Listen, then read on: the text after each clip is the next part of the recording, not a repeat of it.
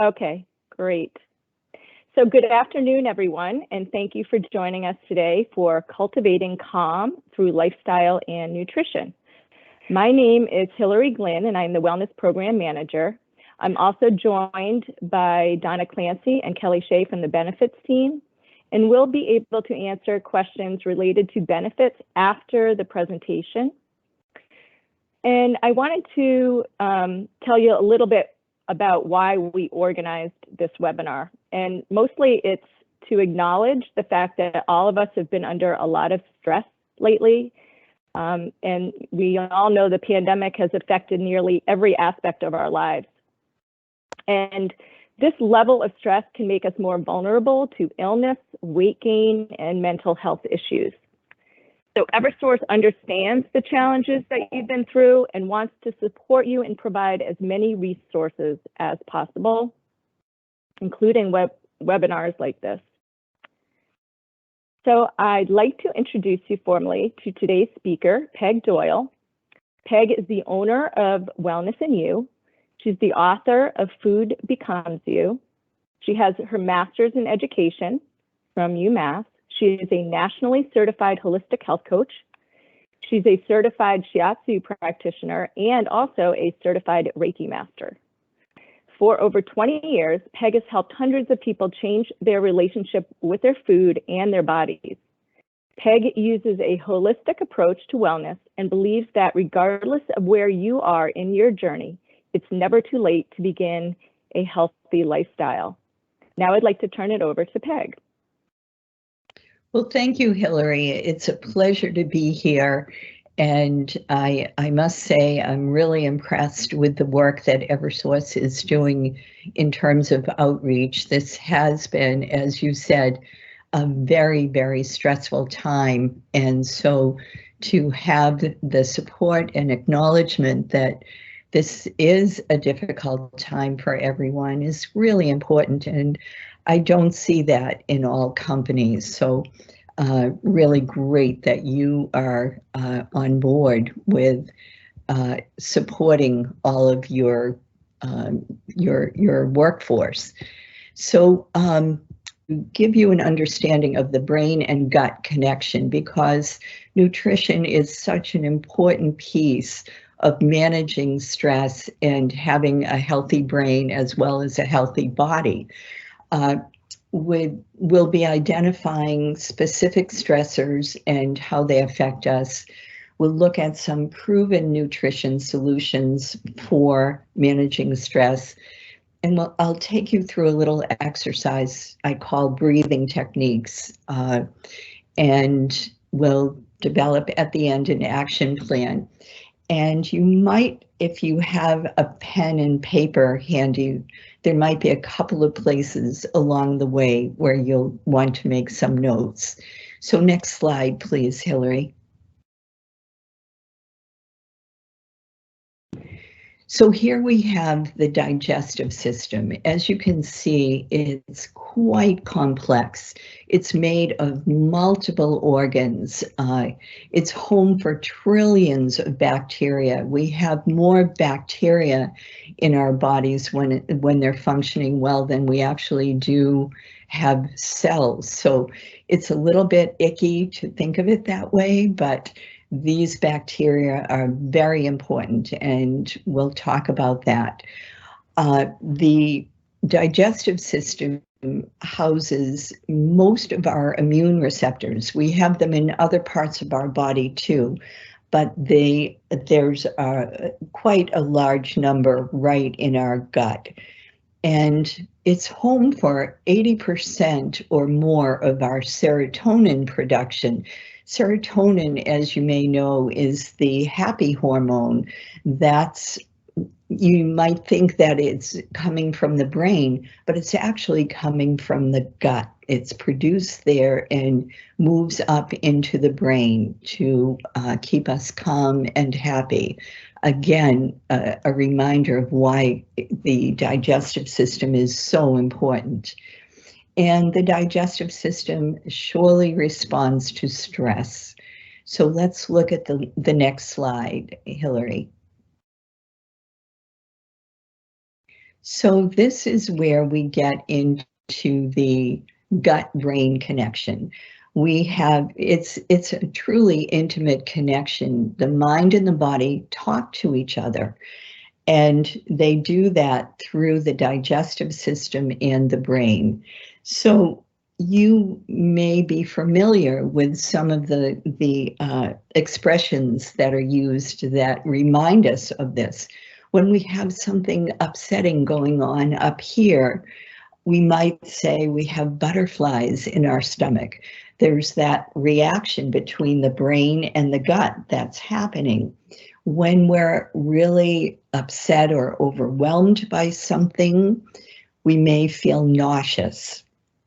When we experience something, we bring it right into our vernacular. When we experience something that's really horrific, we might say it was a gut-wrenching experience because our gut is really responding to what's happening.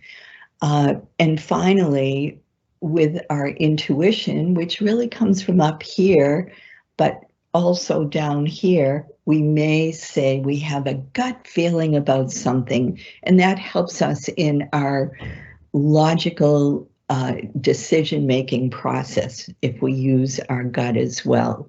So bear in mind that that connection is very powerful, and there is some writing in the Harvard Health Letter about that if you want to Google that for more information. So now next slide, please.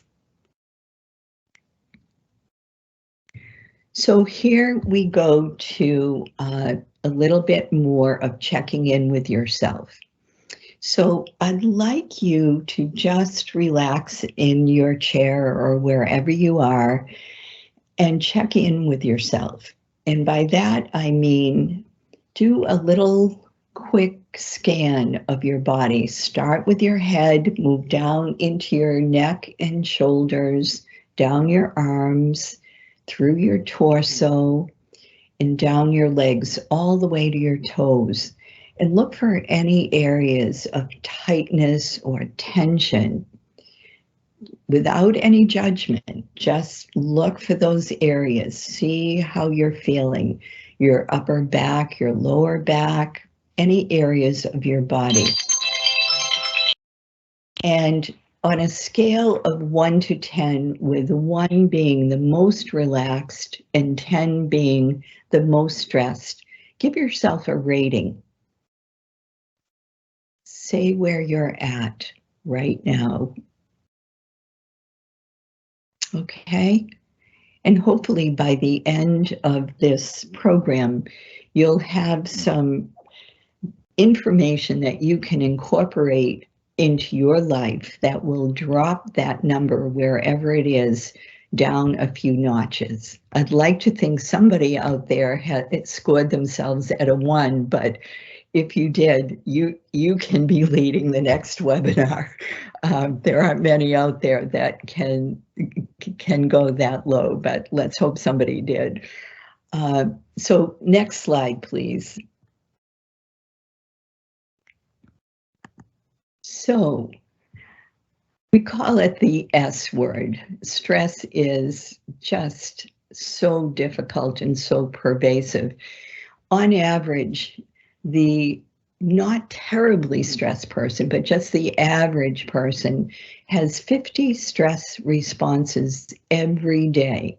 And where do those happen?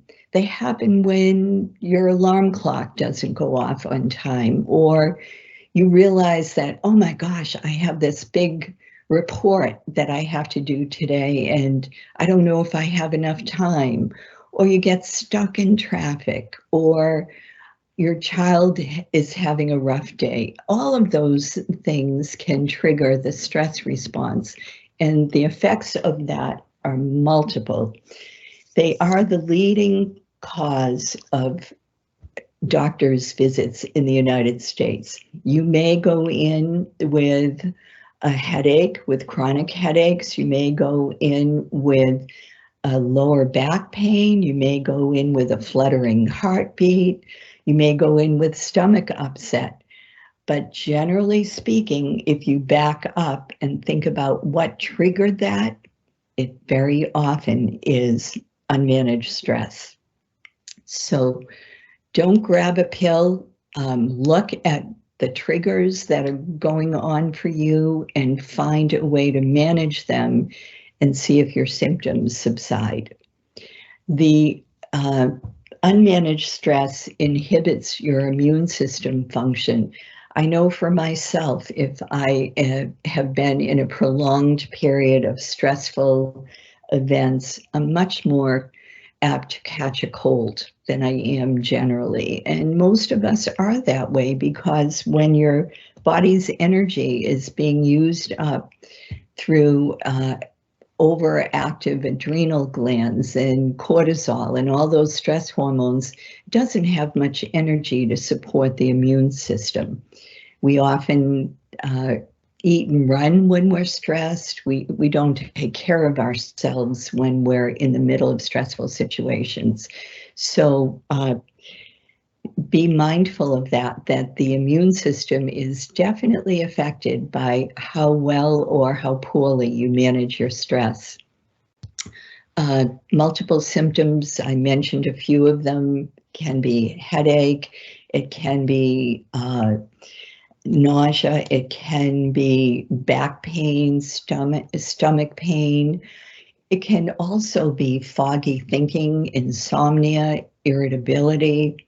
Many symptoms are directly related to stress. So let's go to the next slide and look at the largest or most common stressors. And they are never enough time, too many demands, high expectations, technology, and COVID. So the never enough time, someone told me years ago, and I found this very enlightening, and I'll share it with you. We all have the same 24 hours in every day. It's all about how we use that time. So we want to allocate some for sleep, but in our waking hours, we really, if we get honest, we need to look at how we're spending that time. And I'm going to fast forward down this slide to technology. And that entered our lives probably 30 years ago now in a big way. And if you kept a couple of days log on how much time you're spending on unnecessary technology, thinking it's a way to relax, you may find that you can recapture at least a couple of hours every day to get done what you really want to get done. So don't let technology be a participant or a trigger for feeling you never have enough time. Too many demands, we all have them. And a little phrase I like to use when I feel like I just can't do one more thing and somebody asks me to do it, I just say, I would really love to, but I can't.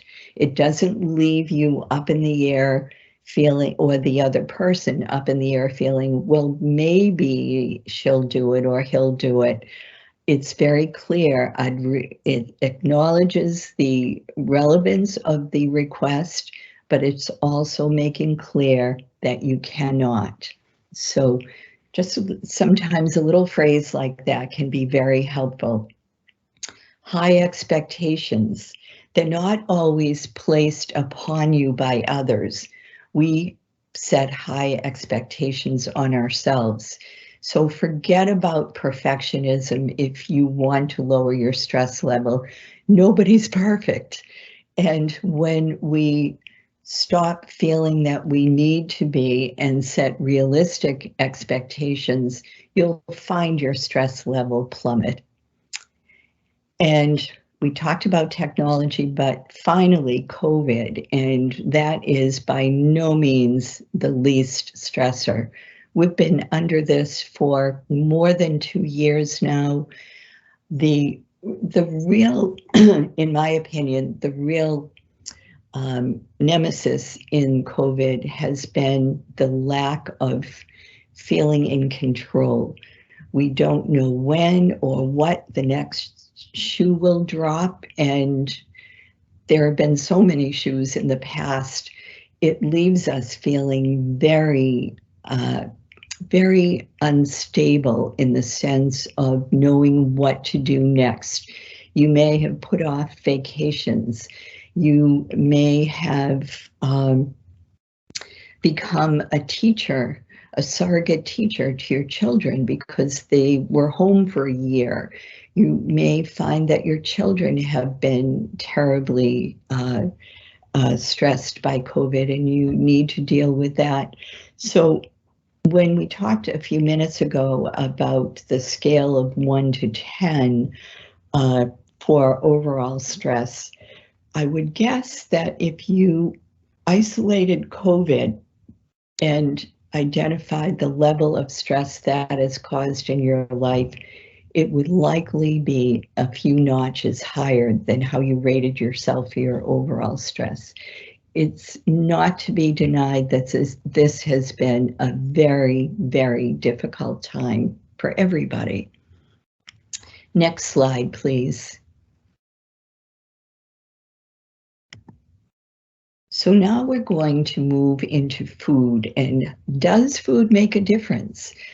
And my position on it is absolutely, and I'd like to explain a little bit of why that is. So if you look at the slide on the left side of the slide, you'll see some roasted vegetables. They're all different colors, different, some are, if I look at it carefully, we have beets, we have carrots, we have onions, we have sweet potato, we have squash, and all of these vegetables have vitamins and minerals and antioxidants, fiber, flavor, variety, and they stimulate the growth of the digestive flora that we were talking about earlier. And they also aid in bowel regularity, which is important.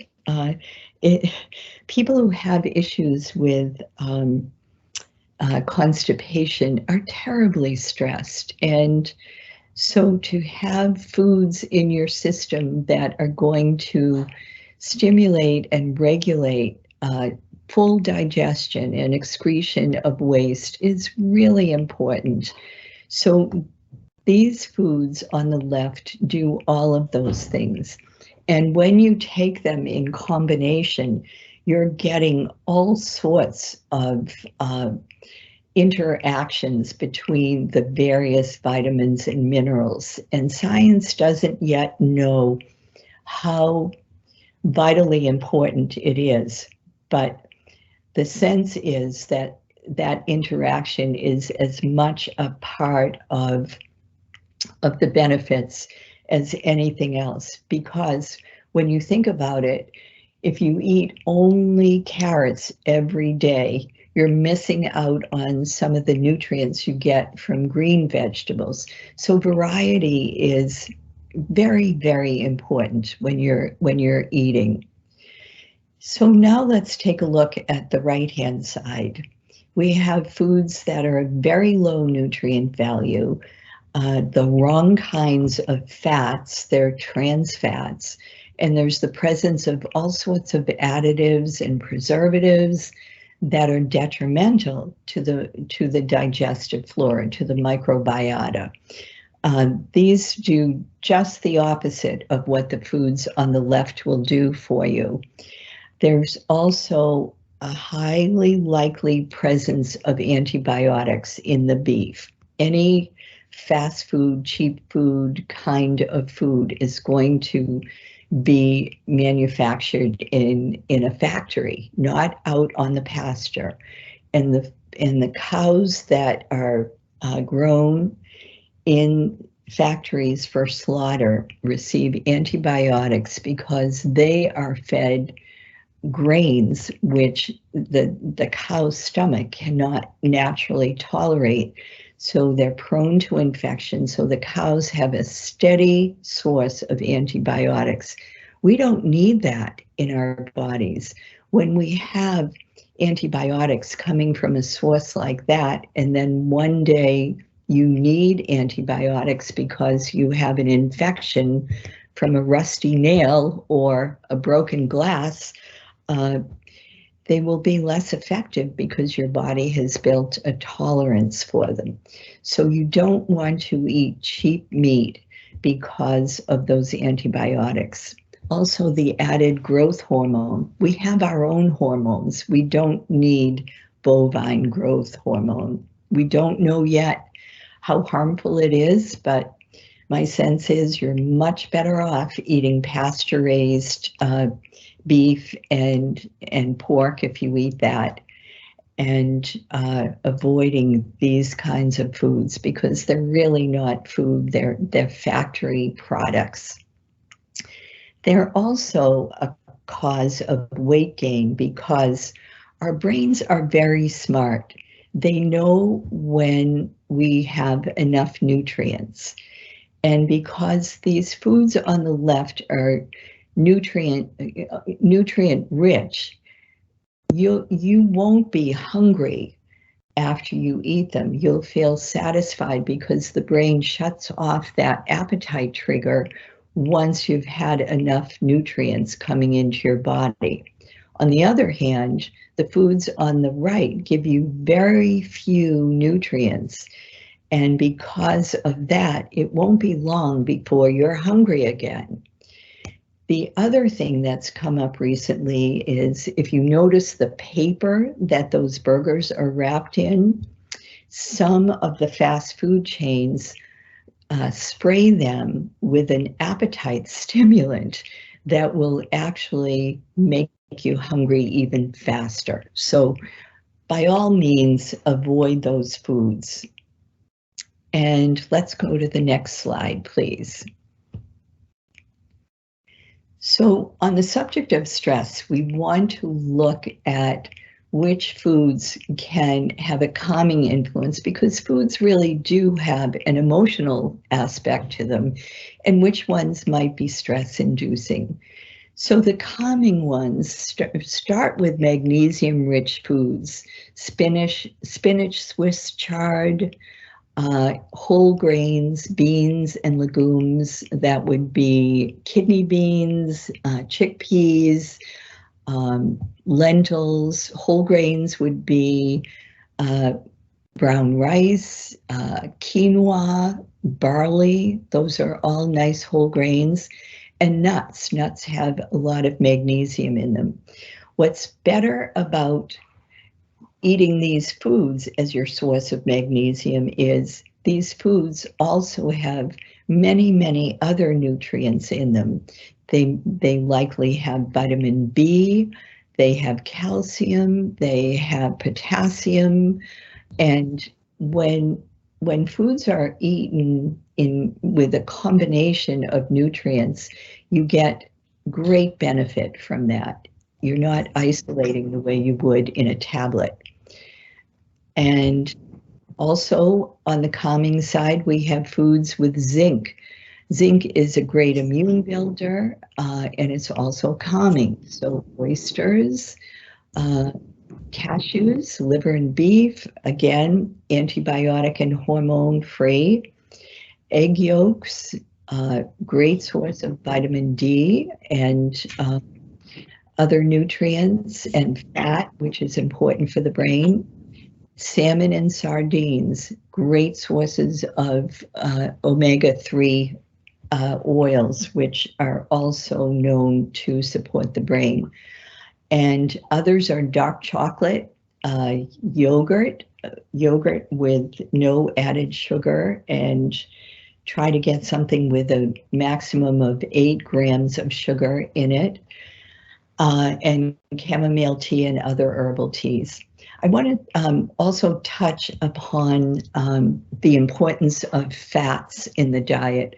We hear so much about fat being the bad guy, but our brains are composed of quite a large percentage of fat.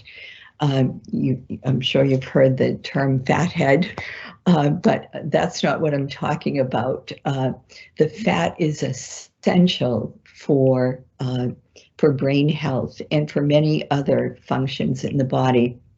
So we need to have fat. The key is having the right fats, not the trans fats that are in those foods I showed you before in the fast foods. So the egg yolks are a great source of that. Nuts are another good source. Salmon and sardines have fat in them. Dark chocolate has fat. Get low-fat yogurt as opposed to no-fat yogurt. Fat also satisfies the appetite. So you want to have fat in your diet. What you want to eliminate is sugar. So let's move over to the stress-inducing column. And I'm sorry to say, alcohol is one of those stress-inducing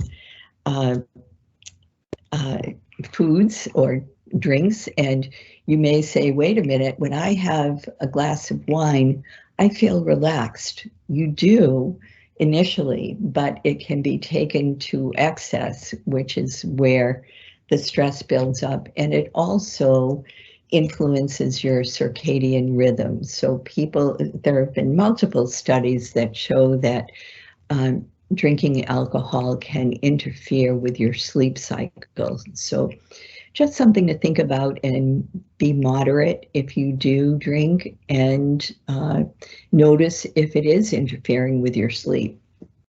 Caffeine, I think we all know that's a stimulant. You may think it gets you thinking. It does, but only do it once in a while, then you'll really think. But if you do it all the time, your body will be looking for that buzz, which you should be getting from a good breakfast. Avoid sugary drinks. We all know, are a source of weight gain, but maybe you didn't know that they also cause stress. Any processed food, chips, cookies, packaged foods, look for ingredients like high fructose corn syrup, trans fats, artificial sweeteners, and refined sugar, and avoid all of them. None of them will serve you in your mental or physical well-being. So do your best to look at that, see where you're at on that right-sided list, and if many of them are part of your life, slowly, maybe week by week, eliminate them and see how you feel. I think you'll find quite a difference. And now we're going to move on to what I call breathing lessons. Next slide, please. So on this slide, what I'd like you to look at is the first piece where I've demonstrated or illustrated, I should say, that on average, we breathe 12 breaths a minute, 12 breaths a minute. And you multiply that by 60 minutes times 24 hours, and we come up with a total of 17,280 breaths in a 24-hour cycle. So think about that in relation to your age, and multiply that by 365 days a year times your age, and it will be up in the millions, I guess, for how many breaths you take. So we may take that for granted. Usually we're not thinking about our breath, but it's crucial that you breathe properly. Why is that? If you are stressed, what happens is your breathing becomes more shallow. I think we all know that. But on a physical level, if you think about your body, the shallow breathing happens very high up in your chest, even in your throat. People say my heart was in my throat. So when your breath is way up here, your shoulders are tensed and your lungs are compressed. The breath isn't going in where it should. So you get less oxygen into your lungs on every shallow breath you take, therefore less oxygen to your brain, to your muscles, to your tendons, to your heart. You become very deficient in breath. But if you want to calm and relax your body, you need to bring your breath right down into your belly. Some of you may be runners or yoga practitioners or dancers or swimmers or skiers, anything that requires breath. You know how important it is to breathe properly. It gives you energy, it calms and relaxes, it nourishes you. So I want to do a little breathing exercise with you now. And what I'd like you to do is put your hands on your belly and just close your eyes and focus on taking a deep, slow breath all the way down into your belly. So slow, deep breath. And as you do that, you'll feel your belly push out. That's where it should go when you're taking an in-breath. And then as you breathe out, feel your belly relax back down. That's proper breathing. And that's what we do when we're sleeping. It's just when we're awake and we're stressed, we tend to breathe much further up in the body. So work on that, practice that, and see if you can refine your breathing and get more deep quality breaths into your day. When you find yourself stressed, go to the belly, go slow, deep breathing, and bring yourself back to a state of calm. And now the next slide, please. So here are some tips. Eat, sleep, and move. What, where, and when you eat all matter, because if you're eating on the run, you're not going to be chewing enough and digesting well. If you're eating late at night, it's going to interfere with your sleep. With your sleep is designed to repair and restore your body. If you go to bed with food undigested, your body's energy will be wasted on continuing the digestive process, which should have been finished if you ate at least 3 hours before bedtime. So see if you can do that so you get good, deep sleep and restore and repair your muscles, your brain, your organs, your tendons, everything. And then moving. Think about what kind of movement you can do on a regular basis, and not something that somebody tells you should be doing, but something you like to do. We all keep doing the things we like. So find something that resonates for you. It might be swimming, dancing, walking in the woods, walking with a friend, going to the gym, whatever it is, but do something that is your choice and do it often. Next slide, please, Hillary. It's not stress that kills us, it's our reaction to it. I think that quote from Hans Selye is brilliant because it really isn't stress. We know today that stress is a part of life and will keep coming at us. It's our reaction to it, how we respond to it. So remember to identify your stress triggers. Notice how you respond and shift to the positive. Really, really important. Next slide. So here are 4 tips for crazy times. Get good rest, 7 to 9 hours nightly. Go to bed at the same time, get up at the same time, and be relaxed before you hit that pillow. Change your inner script, get into the positive, socialize and laugh. Even if you're feeling still pretty isolated, there are plenty of ways to socialize.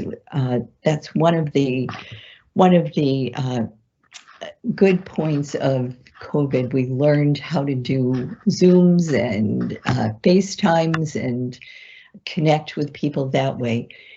Laugh. It's medicinal. And find something funny every day. There's usually something. And if you can't find anything personal to laugh about, watch some comedy shows or read a funny book. And finally, use affirmations and meditation. You don't have to be an expert at it, but it's enormously helpful. And I recorded a meditation some years ago that is really designed for people who are not meditators and feel like they can never get it right. It's only 10 minutes long. And if you would like a copy, I am more than happy to email it to you in MP3 format. It is, you can just email me. My website is right there. There's a contact page. So please consider doing that. I'm happy to give it to you. And next slide, please.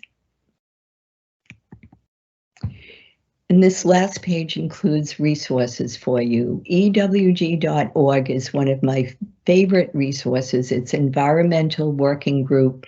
They are a research organization that will give you really detailed information on safe foods to eat, organic or conventional, home and personal care products, sunscreens, all of that. So make note of that. And then healthjourneys.com will take you through a huge directory of guided imagery recordings, some very general like health and wellness, others are more specific about certain diseases or trauma or sleep disorders, all sorts of things. It's a great resource.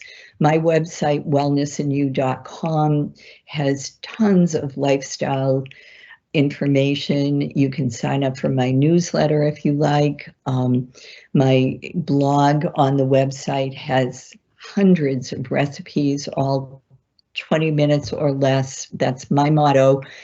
And localharvest.org is a database. You enter your zip code and they will tell you where your local farms are, where you can sign up for a CSA. Really great resource. And finally, MBSR. It stands for Mindfulness-Based Stress Reduction. And there's a wonderful program at UMass Memorial. If you're interested, I believe it's free. Just email mindfulness@umassmemorial.org. And that's it. And now I'd like to turn it back to Hillary, and I'll stay on with you for Q&A in a few minutes. Well, thank you so much, Peg. You always give such helpful and common sense tips and information about wellness. And we really appreciate you coming here and doing this presentation for us. I want to now go to where you can find the recording of this webinar, but also other resources that Eversource provides for your mental health, your emotional health, but also information related to other benefits. So right from the hub, under tools and applications, you'll find that HR Connect icon. So once you click on that, it'll take you to HR Connect, and this is the HR Connect homepage. And from there, you'll see blue tabs across the top. And each of these blue tabs is basically a drop-down menu where you can access detailed information about different categories of benefits, such as health and wellness, pay, savings and retirement, work, life and extras, learning and engagement, and resources and applications. If you don't want to use those drop-down menus, you can also use the search bar and just type your topic in, and all of the relevant information will come up in a list. So under the Health and Wellness tab, you'll find the Mental Health Awareness page, and we've really tried to provide many resources for your mental and emotional health, especially during the pandemic and after the pandemic, and all of those are here. So in addition to the recording of this webinar, we've listed all the resources that are available to support your mental health. And what we've done here with this cute little graphic is we've shown what we like to call a continuum of care. So whether you are doing pretty well right now and just looking to reinforce positive behaviors related to your emotional well-being, once you hit that drop-down menu, you'll see resources available for that. If you're experiencing moderate or occasional issues like worry, fatigue, or self-doubt, you'll click on the middle one. And if you're experiencing more serious changes in your mood or behavior that may require more clinical intervention, then you'll go to this blue section. All right, so what I'm going to do now is I'm going to stop presenting, and I'm going to look in the chat. And I know that there were a couple of questions about where to contact you, and I think someone answered that. You're going to go right to Wellness and You and fill out the contact form, and then Peg will respond right directly through that. So we do have a question about intermittent fasting. And Peg, you did mention the when in your when, where, and how to eat and how important that is. Can you talk a little bit about intermittent fasting? Oh, you're on mute. You're on mute, Peg. Okay, happy to, Hillary. I actually on my blog have a post about intermittent fasting. So if anyone's interested in reading more about it, but intermittent fasting is something that has been researched pretty thoroughly as a very positive benefit to overall health. It's being addressed for aging and brain health, as well as weight management. And so it's defined in many different ways. So if people are interested in it, what intermittent fasting really means for most people is that you define a specific number of hours in which you will eat all of your food. So let's say you want to do a 10-hour intermittent fasting. You could choose, if you have your breakfast at 6 o'clock in the morning, you would go till 4 o'clock in the afternoon and not eat anything from there on until you go to until the next morning. If you did a 10-hour intermittent fast and had your breakfast at 9 o'clock in the morning, you would go till 7 at night. And what's happened is there are all sorts of benefits that show up. So we're all pretty much aware of the increase in type 2 diabetes, and part of that is happening because the pancreas just is functioning all of the time. When people are grazing or eating at night, they're not digesting before they go to bed, and then eventually the pancreas doesn't know how much insulin to release because there's nothing predictable about it. Where with intermittent fasting, that changes. And the digestion before you go to bed, I addressed already. That's a huge benefit in intermittent fasting. So if anybody wants to experiment, I would recommend starting with a 10 or 12-hour time frame, and just stay with that so you're not feeling anxious about having too many hours pass where you can't eat anything. And of course, make your food choices healthy ones. That's where you get the most benefit. Thank you very much. We have another question about magnesium and zinc, which you mentioned as one of the calming nutrients. How do you feel about supplements in addition to eating healthy fruits and vegetables? So zinc and magnesium supplements. So I love the phrasing of that question, because the person said, in addition to eating healthy foods, really important to put foods first. I will tell you, throughout the pandemic, I have been taking a supplement called Immune Active that has zinc in it, vitamin C, and a couple of other nutrients. Metagenics makes it. And so I find in times of challenge, it's good to have nutrients. We all need, or most of us, I should say, need to add vitamin D supplementation to our diets, because in the Northeast, it's really difficult to have adequate D. But the caveat in that is be tested to get your level so that you can determine how much you need. Again, on my blog, I have a post about vitamin D and a calculator you can use. Once you know what your base level is, it will tell you how much you need to supplement, whether with food or a tablet. All right, thank you.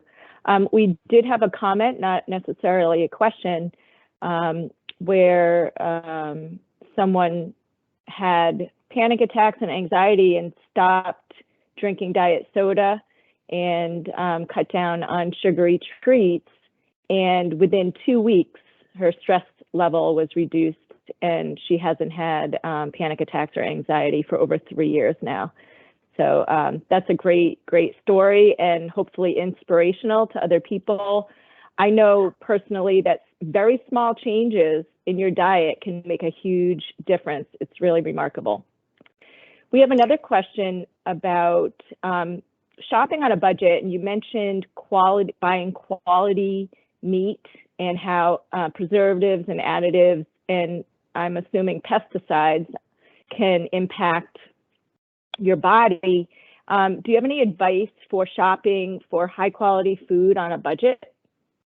It's really tricky when you're buying meat, but what I find is vegetables should be the major piece on your plate. And vegetables are not terribly expensive. They're the high nutrients. They're the ones that contain fiber that helps with digestion. Meat only contains it's a fibrous material, but it's not digestive fiber, so that's harder on digestion. So big vegetables, medium whole grains or beans or lentils, and little meat. So when you're doing it that way, you can buy high quality meat and not break the budget. So that's the way I approach it. Okay, great advice. We do have another question about vitamins, and how do you know when you're taking too much or what to take? So this person asked about a multivitamin. You had mentioned the one from Metagenics that you take. But how do you know how many vitamins to take and which to take? It's a great question, and it's a tricky one. I think the first thing is listening to your body and not relying on vitamins first, going to food first, and really listening to your body and seeing whether there are just some things that you're struggling with. And then if you do feel like you need some extra support, There are, you can certainly talk with your medical practitioner and have some blood work done, nutrient blood work. You can also go to a company like Everlywell or Quest and have a nutrition panel done at your own initiative to see if you may be deficient in something. But I'd look first for deficiencies instead of just assuming that you need vitamins, and always get high quality if you do get them, because the research and development of supplements is really important. The cheaper ones, usually you're just throwing your money away. So get good quality if you get anything. Great, thank you. We do have another question about timing of eating and how long before bed is it recommended to stop eating? 3 hours. Okay. All right. And what is your opinion on cold pressed juices? This participant gets them fresh each week because I guess it's hard for them to get enough fruits and vegetables in their routine diet. So how do you feel about juice? I'm not crazy about juice because it doesn't have all the pulp and bulk that that a whole piece of fruit has. And when you're drinking something that's concentrated, that has fructose as its major ingredient, you're consuming a lot of fructose that's not surrounded by fiber and other bulk that can neutralize the spike in your blood sugar. So I'm not a big fan of fruit juices, and I don't personally drink them at all. But if you're drinking high quality and not very much, and it doesn't seem to bother your blood sugar, it's not a bad thing. It's certainly better than a glass of soda. So. All right. I'm trying to look through the chat for other questions. If I happen to miss a question of yours, just please retype it, because there are quite a few comments and things in the chat. What about water flavorings that you add to water? Are you familiar with those, Peg? So this would be something that's packaged with the flavor in it already. Is that what they're referring to? Yes. Okay. I don't think they're terrible, but it depends on what that flavoring comes from. The word natural has no meaning. There's no regulation around that word. So I'm more inclined to get plain sparkling water and add some lemon, fresh lemon or lime to it, than buying the flavored waters. Okay. So what is your suggestion for people that get hungry after dinner? So the actual question is, sometimes I get hungry after dinner just before bed. What do you recommend eating, knowing that it will be less than 3 hours before bed? Mm-hmm. For most people, that is a habit. And I would say do your best to switch from eating something to having a cup of herbal tea or a glass of water. Do something other than food at that point in time, and just experiment with it. If it's too uncomfortable for you, maybe you do need to eat something very light before you go to bed. But when you go horizontal, the other part, aside from digestion, is when you go horizontal with food still in your belly, you're much more prone to developing acid reflux. And I've seen that many times, that night eaters have problems with that. All right, and we are coming up to the top of the hour, but Peg, are you okay to answer a couple more questions? Yes, I am. Okay. Does aloe really help with GERD? And you might want to explain what GERD is to the audience. Sure. GERD is acid reflux. It's the way it can be presented in many different ways, but it's when the acid that's supposed to be staying in your stomach to break down foods trickles up through the pyloric valve and causes a reflux reaction.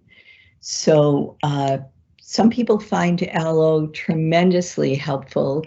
You know, we're all biologically individual, where the sum total of our life experience, any illnesses, accidents, emotional trauma, we've had nutritional upbringing, we're all unique. And so the way one person responds and heals from something is unique too. So you need to start with the idea of what is something that won't harm me and will potentially make me feel better. And water has been documented as a hugely medicinal healing food or liquid. And aloe is there too. Their apple cider vinegar is another very well known and documented remedy for acid reflux. Sounds very paradoxical, but it does work for many people. So it takes some experimenting and really listening to your body and trusting that you know your body better than anybody. Okay, great, thank you. We'll take a couple more, and then what I'll do is I'll make sure that I save all the questions and get answers to the people that have asked them. But we do have one about exercise and the timing of exercise. Should you exercise after dinner and before bed, or rather before dinner? Most of the research says don't do it after dinner because, first of all, you'd probably have to wait a while before you could be very active. I don't know about you, but if I have a full belly, I don't really want to go swimming or something like that. But it also, in its own way, can be a stimulant and make it harder to go to sleep. So most of the research recommends before dinner.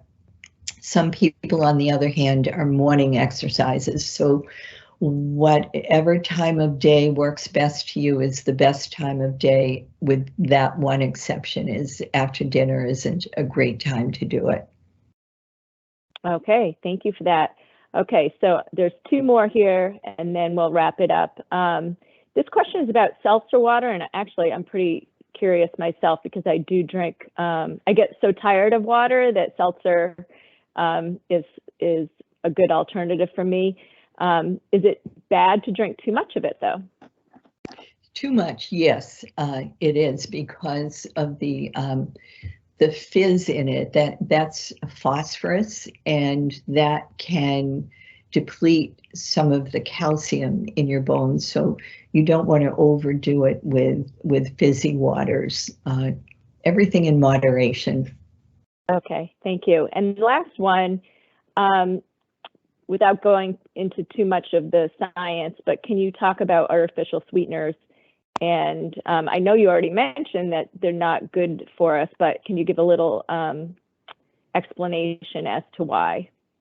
Sure. Artificial sweeteners are just what the name suggests. They're artificial, and when you use them as a substitute for refined sugar, you're first of all putting artificial chemicals into your body. And what happens is, because they have the sense of sweetness to them, that's a trigger for the brain that there's some sweet coming into your body. It alerts the pancreas. The pancreas releases insulin. There's no sugar to be absorbed, so the signaling goes back to the brain. We need some sugar in here, so it triggers a craving for sweets. So there's a lot of research showing that artificial diet Cokes, things like that, are directly connected with problems with obesity. So they're a problem in that way, but I think even more so, they're a problem in that the chemicals are just not healthy for you to be consuming on a regular basis. I would, if given a choice, I would rather see a little half teaspoon of sugar than using any of those sugar substitutes. Okay, well, that makes a lot of sense. And I am going to wrap it up here and respect everybody's time, especially Peg, who has been so gracious with her time and preparation for this as well. And we have a lot of thank yous and great webinars in the chat box. Peg, you can't see them, but people have been, they've been pouring in as people leave. And I concur. This has been wonderful, very informative. And we really thank you for your time and your expertise. It's been really very helpful. Well, thank you, and I'm thrilled to see the numbers of people who are really interested in taking care of themselves, and you're working for a company that is right with you on that. So really my pleasure to be a part of this. Great. Thank you, everyone, for joining us. I am going to be sending out the recording and a follow-up email by the end of the week, hopefully. And then it's going to be posted on the mental health awareness page on HR Connect. I will send you a link to that in the follow-up email as well. So thanks, everyone, and have a great afternoon. Thank you. Bye. Bye.